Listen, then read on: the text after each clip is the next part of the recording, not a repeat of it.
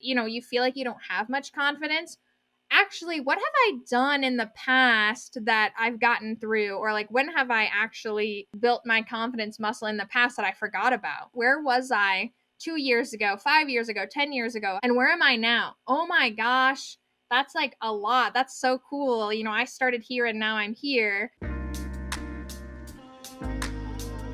Hello and welcome to episode 5 of season 1 of Meaningful Conversations with Stereotype Breakers. And today's topic is all about confidence and job applications. It's a big one, right? It touches all of us. And my guest today, Rachel, is a wonderful human and someone who, if you've been interacting with the community with the Stereotype Breakers community, and if you've been getting our email newsletters, Rachel is actually behind compiling them, and she's been helping me so much with building Stereotype Breakers into what it is now and into what it's going to be tomorrow. You will be able to hear that from our conversation. We chat a lot. I'm very excited to share one of our conversations with you. Rachel is a wonderful human. She is super passionate about being multifaceted and following numerous interests. She is a yoga teacher, software engineer, content creator, board game designer, and outdoor enthusiast, and just simply a wonderful human. She's passionate about increasing the number of women in STEM fields and aims to help working professional women prevent burnout, achieve work-life harmony, and feel empowered in all aspects of life. I love the word harmony there. Beautiful. So I can't wait to jump into this conversation, especially since Rachel has just received really good news. She just got an offer and she just accepted an offer from Google. So congratulations, Rachel. And yeah, let's talk about that. Hi, Rachel. How are you doing? I'm doing good. Yeah. Very excited to have you on and talk about this subject because I can't stop thinking about the conversation we had the other day. And by the way, congratulations on accepting your offer to work at Google. This is amazing news. I know. I'm so excited about it. I worked so hard for it, so it definitely feels good that it's finally here and happening. So. Absolutely. And we will dive into discussing how you studied for the interviews, etc. But first, I just want to talk about one thing that you said during our conversations earlier, which I can't get out of my mind. You said that you were intentionally, throughout this job search, you were intentionally applying for roles that you were not necessarily qualified for. Can you explain your thinking behind that? Yeah, so basically there's this whole thing about how women apply for jobs when they're 100% qualified, and I think I saw something the other day that said it perfectly. If you're 100% qualified, you're actually overqualified. I want to be competing at the level that men at the same level as me are, or like applying for those jobs. I don't want to miss out on opportunities. I figured that the worst that'll happen is I get another rejection, but the best that could happen is someone actually responds back to me and I can get an opportunity. I actually had that happen where I'm like, oh, this place isn't going to call me back. And then I made it through like their final interview. I didn't get that position, but that's totally fine. It was a good experience. But it definitely made me feel like, wow, the more I did that, yeah, I could actually get these jobs. And so it honestly kind of helped with a little bit of my confidence the more I applied to them. But mostly I didn't want to apply for stuff that I was qualified for. Like, what do I actually want to be doing? And then are those requirements in the job something I want to be doing? And that kind of helped me apply and do that. Yeah. Absolutely. I honestly quoted what you said. We were having dinner with friends last Saturday, and I quoted what you said to, well, basically, it was us, the couple, my husband and I, and another couple. And the girl is thinking about starting her job search. And I quoted what you said because she is lacking that confidence as well. And it was very interesting to see the reaction of both my husband and her husband. They were both like, I never try to see if I tick all of the boxes. And it's like, I never, and that mindset is so empowering and so fresh. But then at the same time, they're like, wait, what? You don't like, you need to tick all of those boxes? Like, that's just so crazy that we do that, right? And I love your approach to this. I feel like every single woman needs to go into job search with that mindset. Now, having said that, what made a job a good stretch for you? What kind of aspects of the role that you were looking for that signaled to you that this is the type of stretch that you were looking for?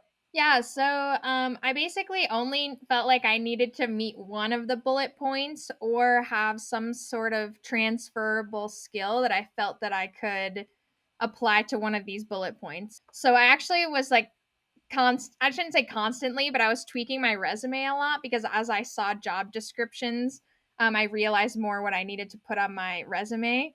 Because I'm like, oh, well, maybe they'll, call me if I put this on my resume. But mostly it was just, do I meet one of the qualifications? I also figured out certain languages that are the same or similar to the ones I have experience in. So I felt like I could apply to those. Mostly I just, is this work I want to be doing? And I tried to take it from Mhm. that standpoint rather than am I qualified for this job, and more of a do I want this job? Is this a job I would love to have? And I think that helped me to get over that, oh, I'm not qualified. How could I apply for this? And instead it's like, well, I might be interested in this job. Let's just apply and see what happens. So I more took it as that than, oh, am I qualified? But I mostly was like, I have one bullet point, check, I can apply for this. So Absolutely. And I love the way you're perceiving this next career move as a challenge. It has to be a challenge for you as well, right? That's honestly one of the reasons why I did go externally when I was working at Google. That's one of the reasons why I left the company because I was trying to relocate here, and the only jobs that I could have gotten with getting a work visa were the ones that I was going to be, 150, I know my math doesn't add up, percent qualified, which is boring, right? You need the next challenge. So I love that you were looking at that and thinking, would I enjoy it? Would I find it interesting? Because would I be challenged on a day to day basis? So, and you've mentioned this, when you are doing that, when you are being ambitious with your job search, rejection is, you can't escape it. It's inevitable, right?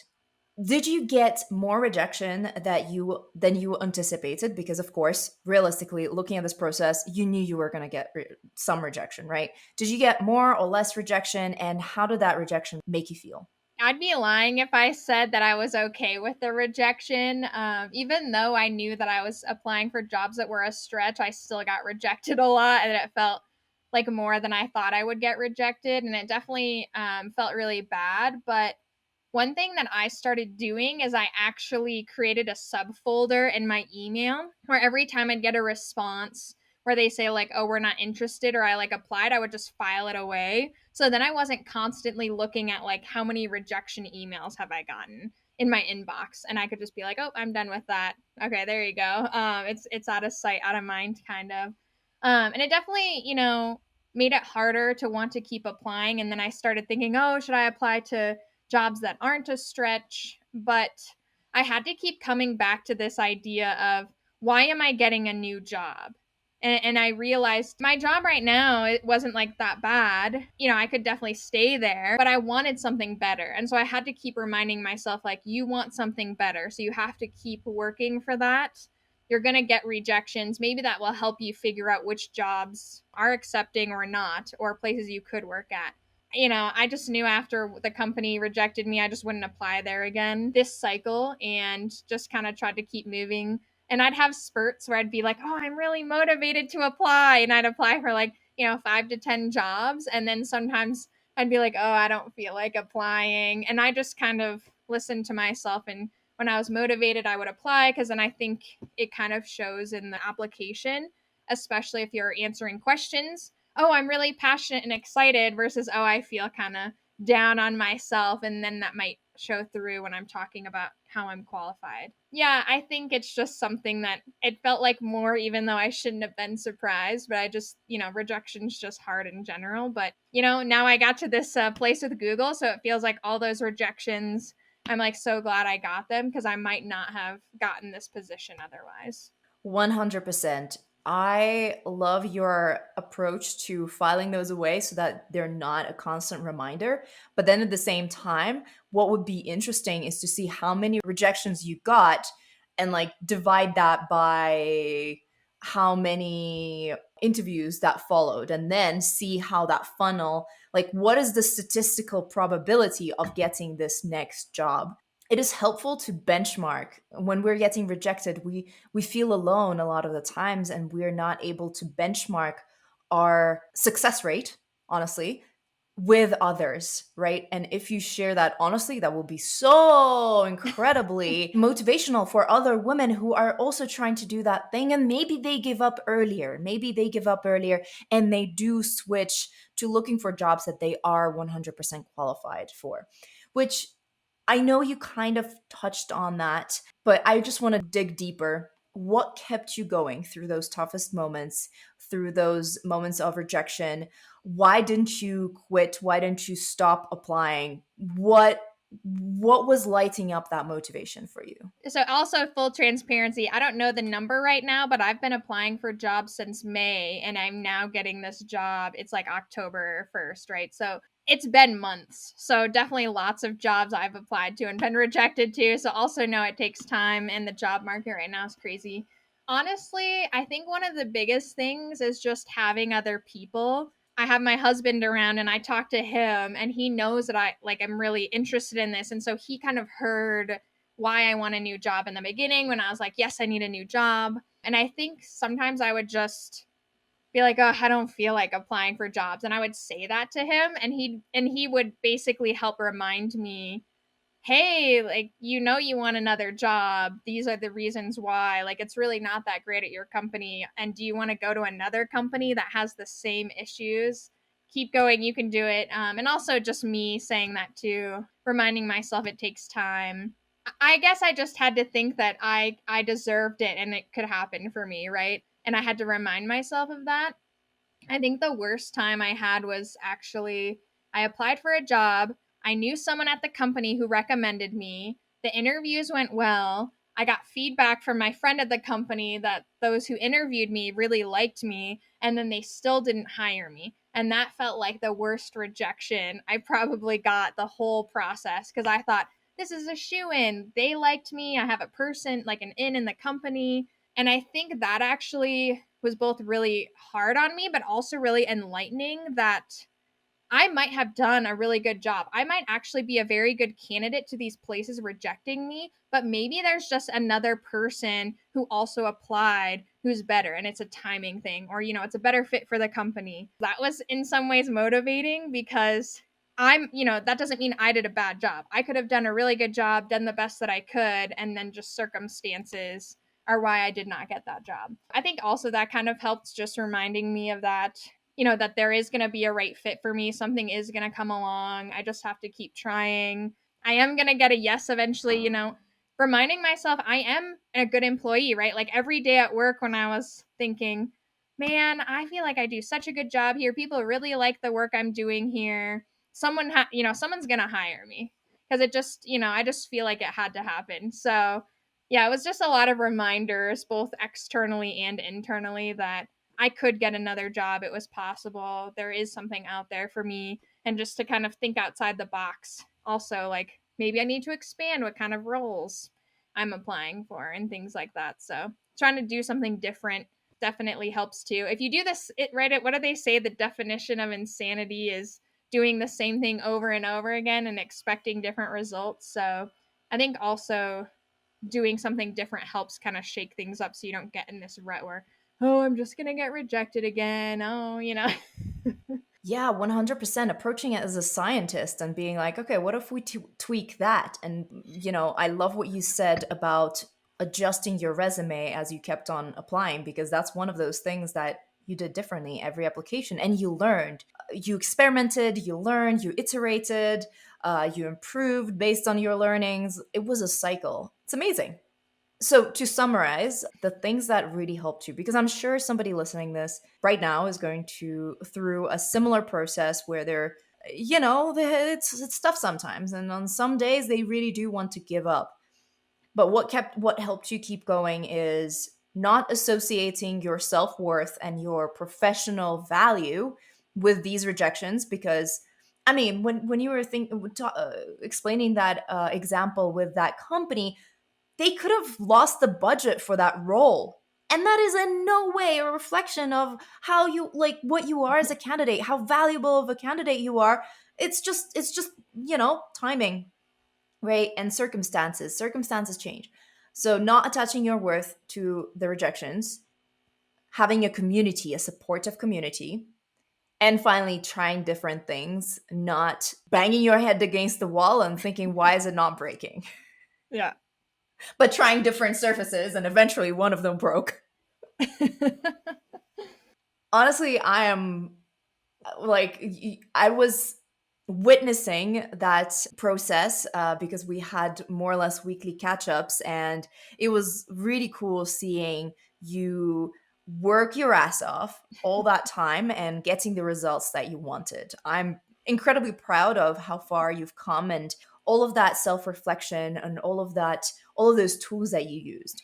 One of which was somewhat unusual and less talked about in the, I don't want to say scientific, but yeah, let's just say STEM areas, which is manifestation. So you said, we talked very shortly after your technical interviews at Google, and you said that one of the things that you did in preparation, apart from a shit ton of work that you put in, is manifestation, and that you think that it actually helped you get through the interview. Can you expand on that? Why do you think, and how do you think it helped you? Yeah, I've been thinking a lot about that. And I actually think, too, it's partly a mind, like manifestation is part of your mindset. Because I'll be honest, when I got like the call back from Google, which it was like a month after I had applied or something, I first was like, I've gotten all these rejections. Like, of course, Google's going to reject me too. But, then I kind of shifted into this, you know what? I need to work really hard and try to do this. Like, this is actually possible for me. And I think that actually got me through a lot of the studying, because it's a lot of work to study for their interviews, but that actually motivated me a lot. So, realizing this is possible for me. I can be a Google employee. Imagining what it would be like for me to be an employee. And I'm not saying this happened overnight either, because this was a lot of days in a row of me telling myself, like, this is possible for me. Like, imagine yourself being in this position. And yeah, just I had seen a lot of stuff about manifestation, and I kind of thought it was kind of, oh, like, what is that? You just visualize it and it happens. But a lot of people say it's not just the visualization, but it's the action. It's the two combined together that's really the manifestation, and why it's so powerful. And I really felt that happened in the interview process, because I was imagining it was possible. I was imagining what it was like to walk through the doors of Google and be an employee there, to do work there. Because I had been there before, so I could see what it was like. And that helped me study more, because I wasn't thinking the whole time that I was studying that, oh, well, they're not going to hire you anyways. Why are you even bothering? Because I'll tell you, I had a lot of those thoughts while I was studying, and going through this process. So it really just like kept me going. And I think I probably studied better or had retained knowledge better because of it.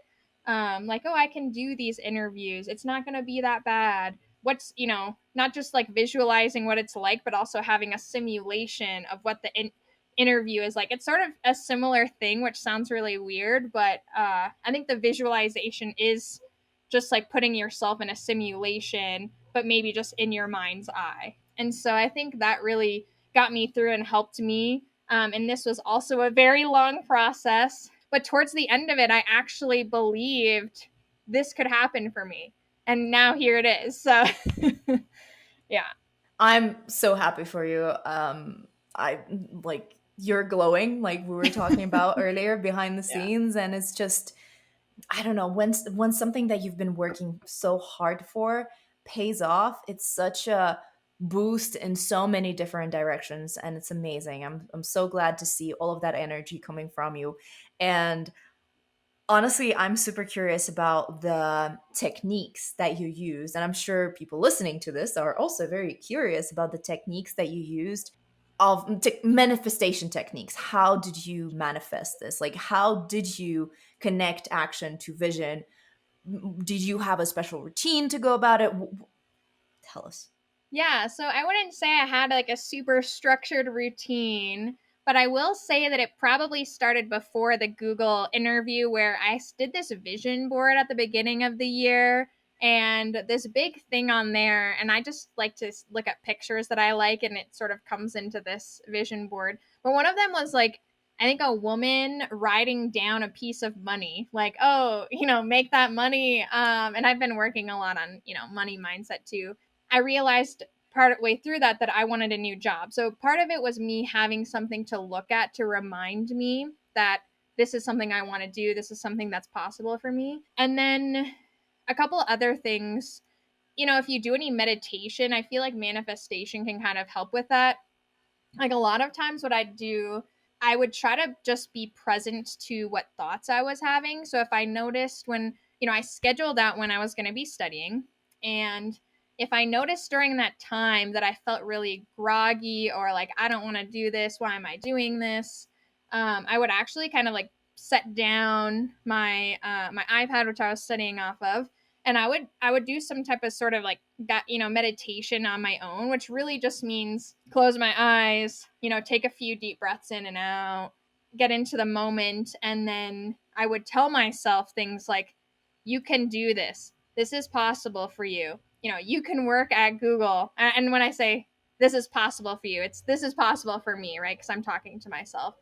I can do this, I can get this job, I can put in this work. I have the time to do this. Like just stuff like that I would say to myself. And also, like I was saying earlier, I think one of the things that helped me the most is like closing your eyes and then like imagining yourself, like what it would look like to be like a day in the life of that, right? Oh, I'm getting dressed and I'm like going out the door to like drive to the office. And then I'm walking in the doors of like the Google building. That kind of visualization is super powerful for me. And I definitely would recommend. Definitely can do it not for a job, but for something else. That motivated me to then get back to studying, right? So if I didn't feel like I wanted to study, I would do that. Then I was like, okay, I can study. Like I can do this. I'm feeling motivated and energized again.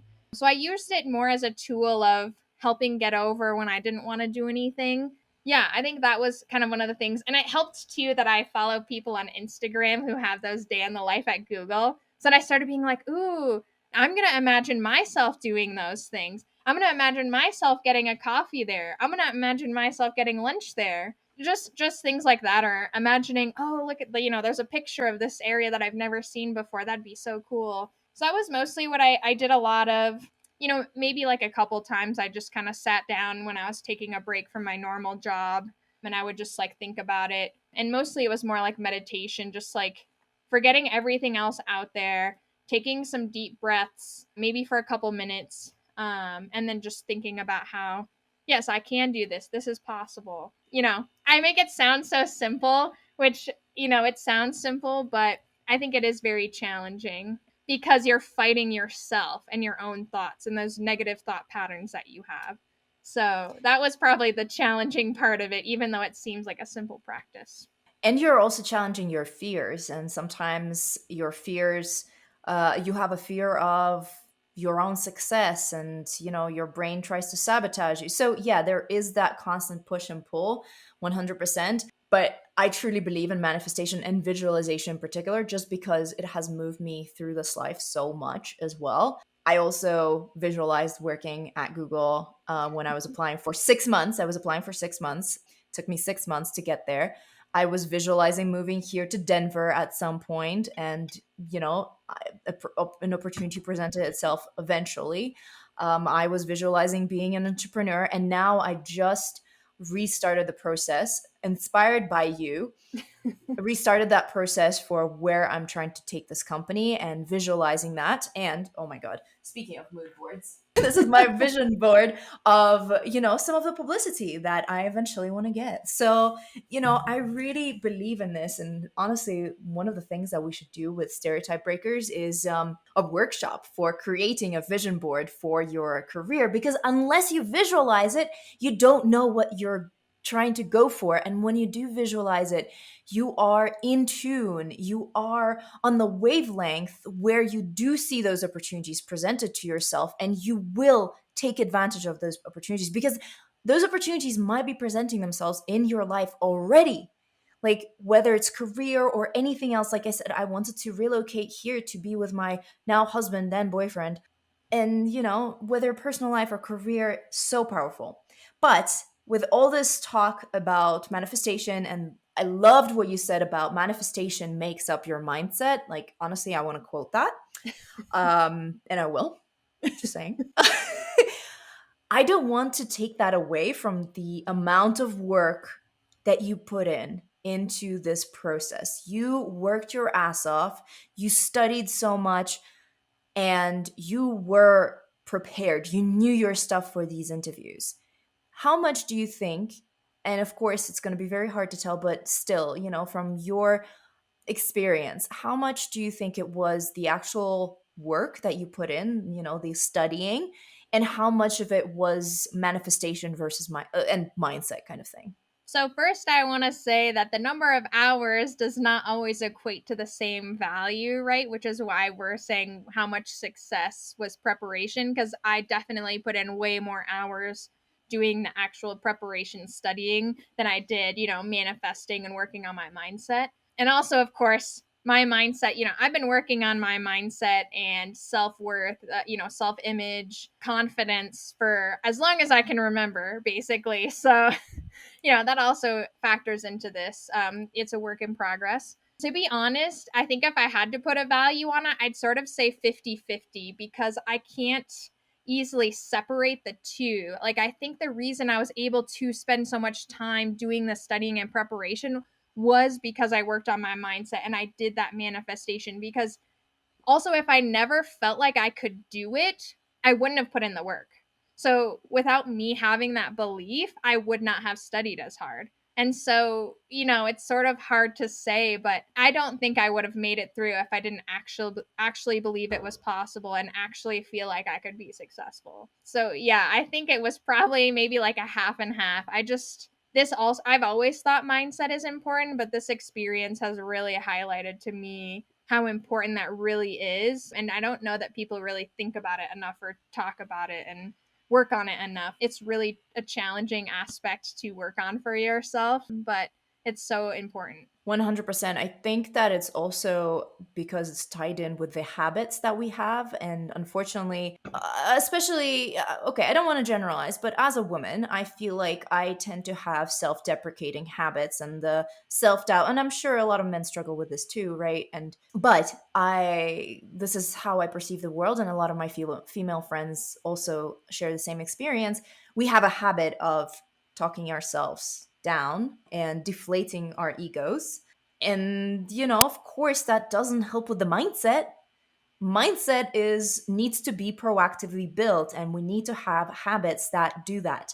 So I applaud you. This is awesome, and it's incredible. The topic that I want to switch on to a little bit is confidence, and you mentioned it in the response to my previous question. You told me a story the other day, so I want to like dive deeper into this.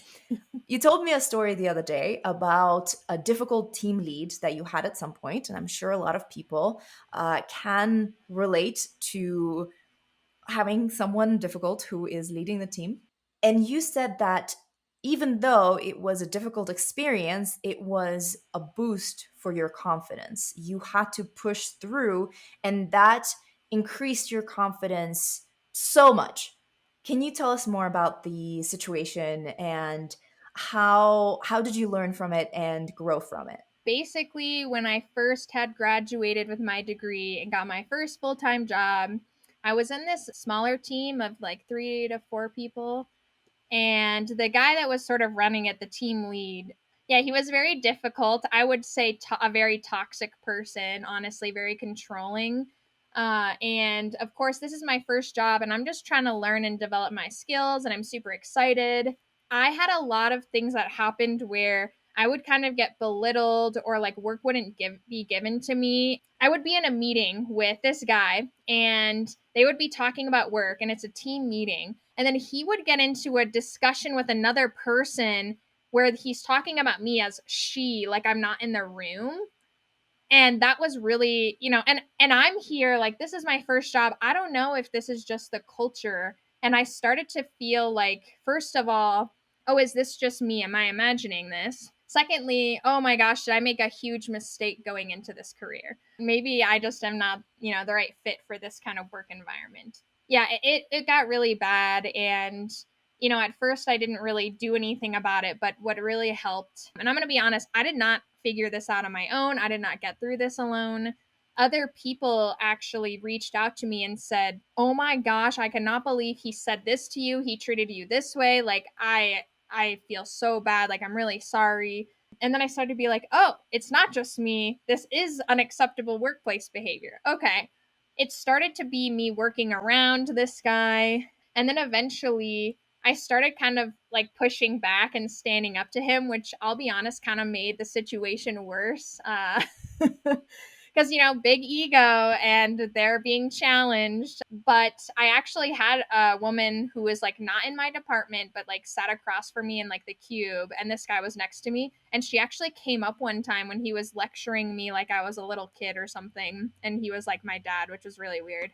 And she was like, "Hey, I don't really like how you're saying these things. This could come across like this." And I can't even remember what exactly the situation was, but he immediately like leveled down. Like he was like cooling as she said that to him, which was really interesting to me. I ended up eventually switching teams because it got to the point where I would try to say something in a meeting and he'd immediately shut me down. Then I started asking other members of the team that were like older male colleagues of mine that, they respected me. Let's be honest, this other guy did not respect me. They would bring it up instead. And he would have a very different reaction to those people. And of course, that kind of pissed me off. And it like really got frustrated more and more so. Because at first, I wanted to make things better. I just wanted to improve and contribute. But then it sort of felt like I couldn't speak up during meetings. So I started just, speaking up in meetings and tried to ask people, how do I thought I should try to do something differently. How do I communicate better with this person?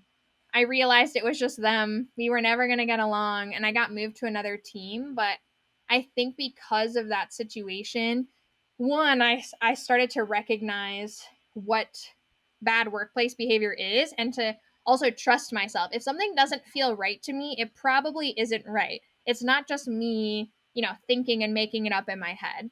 Also, you can talk to other people about it, right? If I do think it's just me, it's okay to ask other people, how did that come across to you? And talk to them about it. Another thing is just, it's okay for me to speak up in meetings and to share my opinion. So even though this situation made me feel less like that, I figured out how to be better communicating my ideas in a meeting to those kinds of people, which is, I guess, very interesting. And I was so happy to be off that team. To be honest, I actually had to threaten to quit my job in order to get moved from that team. That was, I guess, like a year and a half ago. And I said, I'm looking for other jobs. This is why, you need to move me to another team because I'm quitting because of this. Like, I can't do this anymore. I got told by a bunch of people they don't even know how to help me. And it was obviously this other guy. And that was like, oh, you guys value technical skills over someone's people skills. Interesting. So that was, that wasn't very fun. But my new team was much better. I definitely did not feel very good that I had to threaten to quit, but it was also kind of nice to realize like I am a good employee. I can get another job. I don't have to stay here. Like there are other options, because sometimes you think that there isn't a choice and you're just stuck wherever you are. So I think that was another takeaway from that situation is there are other options. There are other opportunities. I just have to like think about them and look. Like I don't always have to try to resolve this situation.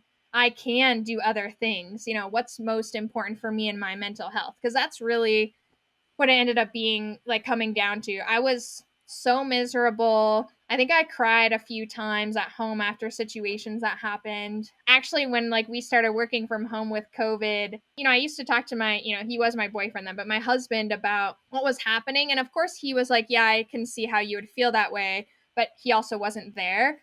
But then he started hearing the meetings and hearing how this person spoke to me. And he was like, I didn't realize how bad it was. Because I also would downplay the situation talking to other people. So, there's just all these things where I think the biggest thing is it's not in your head. Don't downplay situations. If something is bad and you feel like it's bad, it needs to be communicated that way to somebody and not just, no, it's okay. I'm okay. Like, no, I wasn't okay, but I tried to act like it. So yeah, it was a very very interesting situation, and I actually talked about it in my interview with Google because I thought, oh, well, tell me about a conflict. It sort of feels like you're supposed to just say, oh, I resolved it on my own and it was fine. Well, no, this was a conflict I didn't resolve on my own, and that was also okay. And it's also okay that it was a conflict I couldn't resolve and I just needed to walk away from. Yeah, lots of things happening there, and lots of growth that definitely helped me be more assertive and believe in myself because I had to, which is the opposite of maybe what the situation normally does for people. But yeah. It's amazing. I love that that situation light a fire under you and you tried to, first of all, speak back to him, which I'm sure was, like you said, it worsened the situation with him because ego. And, but at the same time, it probably taught you invaluable lessons about dealing with toxic people. And it's kind of like a short term pain in order to get to a long term gain because those skills, they're with you forever. And also that at some point you realize that it's just better to leave, and you understood your worth to the company and you negotiated your way to a better situation. So at the end of the day, I feel like you have resolved it yourself. It was you who resolved it, but obviously you're not alone in this world, so you used other people. Not used, maybe used is not a good word, but you, other people helped you, but you navigated that situation. You were the one who resolved it, in my eyes, at least. Of course, there are different perspectives on every situation, but in my eyes, you've resolved it and you learned so many invaluable skills that, helped you later down the line. And thank you so much for your vulnerability. I'm sure a lot of people who are listening to this can relate and they can hear themselves in your story. Hopefully they're inspired that there is a way out and there is a way of failing up, which is a concept that I absolutely love. It's like whenever you fail, don't think of it as a setback. Think of it, oh, I've learned something, so I'm in a different level. Like I'm playing with different type of knowledge. I'm coming to a situation from with a different skill set, etc. I want to add one thing actually that I maybe wanted to mention that I realized was it's not like this person was 100% of the time toxic either. It's not like a black and white situation. Maybe like 20% of the time he was toxic and 80% of the time he wasn't. And it actually made Mm, it really hard for me to separate that. Like I think he was like actually a nice person. It's just like he mm, was triggered by the things that I did. Like he had some sort of trigger from his past that I was like pushing his buttons. And I would make excuses for him because of it. Oh, well, he's a nice guy, or oh, well, we talked mhm. about it and he was better for like 2 months and then he reverted back to his old patterns. And so I actually struggled longer than I probably needed to making excuses. And for other people, it's not like it was this really easy black and white situation. This guy was doing things, and it wasn't like sexual harassment or anything like that either. It was just, belittling me, making me feel like, I wasn't contributing or that my opinions didn't matter. And it wasn't even all the time. It was just, and towards the end, it certainly got to be a lot worse. But I wish I would have done something sooner than like waiting it out and making excuses and telling myself, oh, this is fine. They're a nice person. They don't mean it that way. That's just how they are. That's not really a valid excuse. Yeah, but you learned a valuable lesson pretty early on in your career, and Yeah. that's all that matters. So no regrets there. Like Yeah. honestly, when it comes to lessons, Life lessons, no regrets, because Yep. now you're going to see through a different person and not going to make excuses for them Yep, in the exactly. similar situation. To wrap up the confidence bit, because I feel like a lot of what we're talking about was around confidence. What are some tips that you have for people who are trying to build confidence? In what ways can we do that? Like I said, I've been working on confidence and self esteem for a long time. So, one thing to just remember is I truly do feel like it's small actions, because one, it's easier to overcome your fears that way. Also, you're more likely to succeed if it's something smaller, which will help you, get that confidence to then do the next thing. And I think really confidence, I think you've talked about this. It's a muscle that you're trying to flex. So it's not something you have to take action in order to build that, muscle. What's something small that scares you? Is it speaking up once in a meeting, sharing your opinion? You know, can you do something like that? Is it maybe sending an email about your opinion because you didn't feel, or like sending your opinion in a chat box if you're, remote like I am, because you don't feel like you can speak up during the meeting. Like, think of something small that you can do, and then you can kind of build on that. Okay, so what we do, there's this thing I think in psychology where when you have this belief, you look for your brain automatically is trying to convince you that you are right. So when you think something like I can't do this, you are automatically going to be looking for evidence in your life or your past to support that thought. So one thing that's Yeah. really interesting, yeah.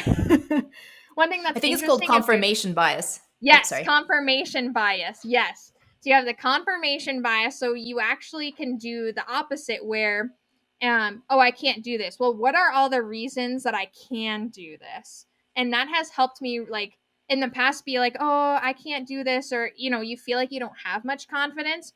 Actually, what have I done in the past that I've gotten through? Or, like, when have I actually, built my confidence muscle in the past that I forgot about? What are about all these things from my past that make me who I am today? Or even, oh, where was I 2 years ago, 5 years ago, 10 years ago, however long it may be, and where am I now? Oh my gosh, that's like a lot. That's so cool. I started here and now I'm here, because otherwise we can sort of focus on what's happening in the now or other people, and that kind of hurts your confidence, or oh, I'm not as good as this person. But it's really not about that, but where you were and where you are now, and continuing to grow that through small actions. Yeah, challenging that confirmation bias, taking small actions.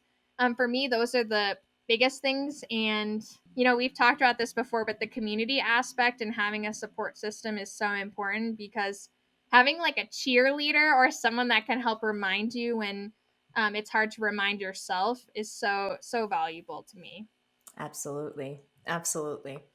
Thank you for sharing all of that. I love your approach to reversing confirmation bias because we all have them, and that's a very refreshing approach.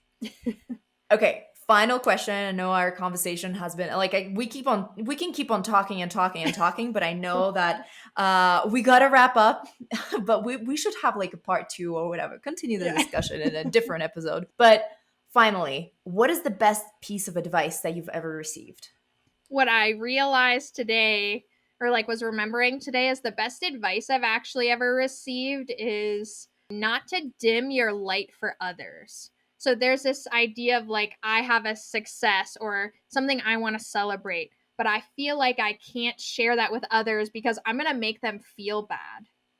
And so the Mhm. idea is you don't do that, because it's not like I'm not responsible if someone else feels bad about it. But actually, in reality, what's the other option? Yes, I could make someone feel bad, but I also could like make someone see what's possible for them by doing it or sharing that I've done that. And I'm also telling people that it's okay for them to celebrate their successes, or whatever it is for you to shine your light. But I think that's been the biggest thing for me, because when you start downplaying your successes, that also impacts your self-worth, your confidence, your self-esteem, all those things, because you're not fully celebrating these achievements that you're making. That's why today I was like, oh, I need to celebrate all that I can about, getting this new job at Google, quitting my old job, and just like being really happy and excited about it and sharing that with others.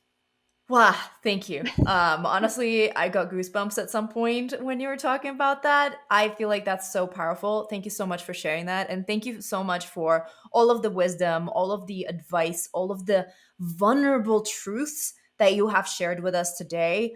I'm sure a lot of people can relate and got a lot of value from this conversation. So, how can people find you and follow you? So I'm on Instagram. I'm active on there at Rachelle Pulver, and I'm also working on a website, rachelpulver.com. Not sure exactly what's going to go on there, but we'll find out what I decide to put on there. Just starting where I am, and yeah, I hope you find some insider value from my stuff. Yeah, Thank you so much, Rachel. This has been awesome. thanks for having me. Amazing. Yeah. Rachel, as always, we have such interesting discussions. When we went offline, Rachel said, I wish we recorded all of our conversations, and I couldn't agree more. Honestly, maybe we should. Because all of our conversations just lead to some really interesting discussions, things, and discoveries for both of us. It's always so much fun to talk to you. Like, seriously. Thank you guys for listening. I hope you've enjoyed this podcast episode. Let us know what you thought in the comments. Respond directly to our newsletter or, on social media. We're there. You can find us as Stereotype Breakers. Subscribe to this podcast, follow this podcast on your platform of choice, and of course, give us a review. That would be wonderful. I know it helps with the algorithm on all of these platforms and helps our content reach more people. And of course, share it with your favorite friend who is currently job searching. I think I forgot to mention this in a lot of episodes, but there are also show notes.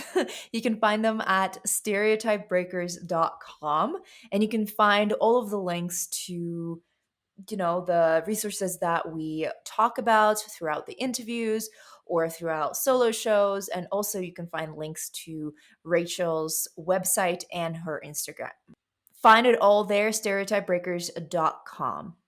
And that's all I have for you. If you have any feedback, any comments, any suggestions, you know how to reach me, and you know how to reach Rachel if you want to talk to her about something that she has discussed. Thank you for being here. I appreciate you. Have a wonderful time today you're currently experiencing. Bye.